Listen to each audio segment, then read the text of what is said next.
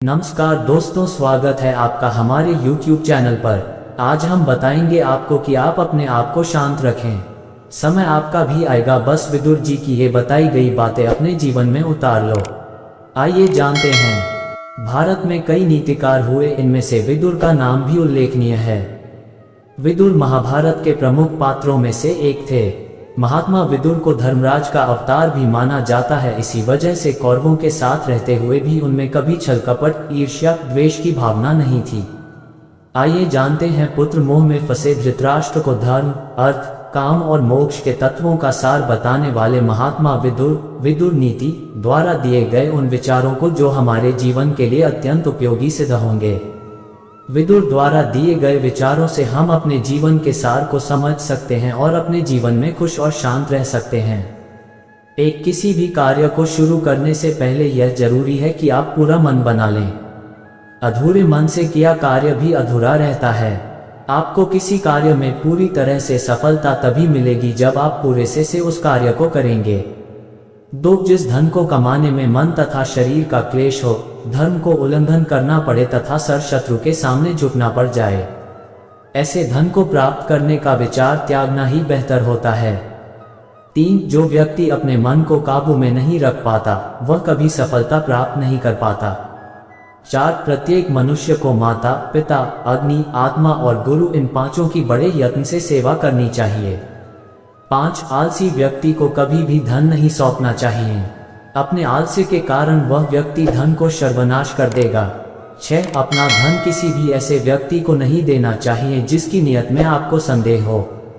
ऐसा व्यक्ति आपके धन का दुरुपयोग तो करता ही है, बल्कि आपको मुश्किल में भी डाल सकता है। 7 काम, क्रोध और लोभ, ये तीनों आत्मा का नाश करने वाले नरक के 3 दरवाजे हैं, इसलिए इन तीनों का त्याग कर देना चाहिए। 8 जो व्यक्ति शक्तिशाली होने पर भी क्षमा कर सके और निर्धन होने पर भी दान दे सके, स्वर्ग में ही स्थान पाता है। 9 जो व्यक्ति हमेशा बीमार रहता है, उसे अपने शरीर के साथ साथ धन को भी नुकसान उठाना पड़ता है, इसलिए बीमारी से बचे रहना सबसे बड़ा सुख होता है। कहने का अर्थ है कि स्वास्थ्य ही सबसे बड़ा धन और सुख है। 10 केवल धर्म ही परम कल्याणकारक है। एकमात्र क्षमा ही शांति का सर्वश्रेष्ठ उपाय है। 1 विद्या ही परम संतोष देने वाली है और एकमात्र हिंसा ही सुख देने वाली है। 11 मनुष्य को अपनी इच्छा अपनी आय के अनुसार ही करनी चाहिए। जिन लोगों का मन वश में नहीं होता, वह अपनी इच्छाओं को पूरा करने के लिए दूसरों से उधार ले लेते हैं। दूसरों से पैसे उधार लेकर पूरी की गई इच्छा कभी सुख नहीं देती। कई बार लोग अपना लिया हुई कर्जा चुका नहीं पाते और अपने साथ साथ अपने परिवार को भी परेशानी में डाल देते हैं। जो मनुष्य हमेशा कर्ज से बचा रहता है, वह बहुत सुखी होता है। 12 जिस प्रकार समुद्र को पार करने में नाव की जरूरत होती है, उसी प्रकार इसी तरह स्वर्ग के लिए सत्य ही एकमात्र सीढ़ी है। 13 जो बहुत धन, विद्या तथा ऐश्वर्य को पाकर भी इठलाता नहीं, वह पंडित कहलाता है।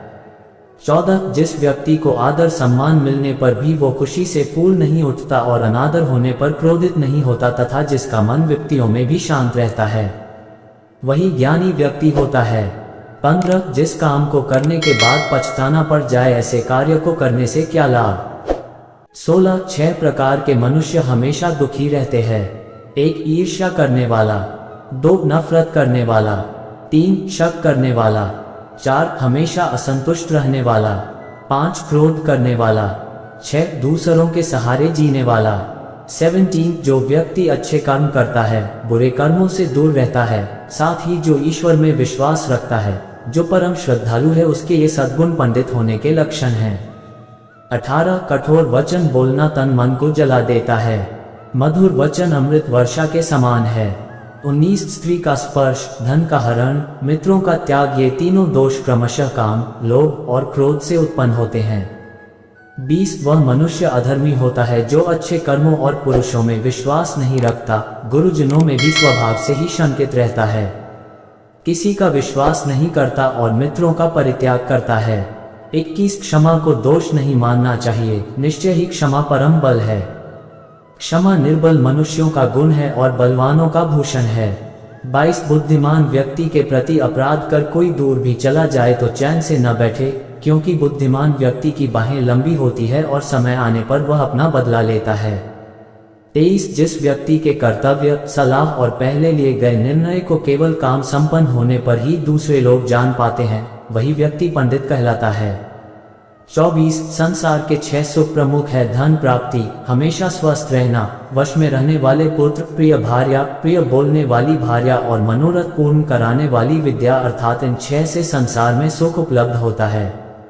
25 जो जिस प्रकार के संगत रखता है उसे वैसा ही मिलता है।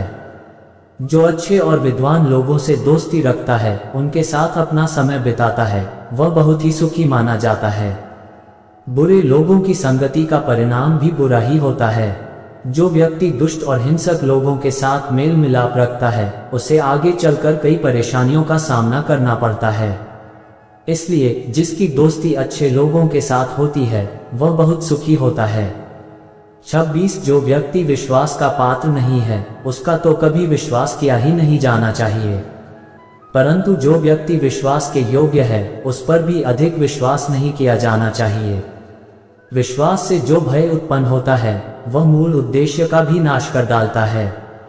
27 जो मनुष्य अपना और अपने परिवार की जीविका के लिए खुद धन कमाने के काबिल होता है, वह बहुत ही सुखी माना जाता है।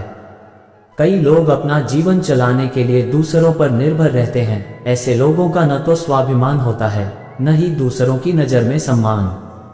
इसलिए जो खुद मेहनत करके अपना जीवन चलाता हो, उसे सबसे सुखी माना जाता है। वीडियो अच्छा लगे लाइक करें, आपका एक प्यारा सा कमेंट करके बताएं। धन्यवाद।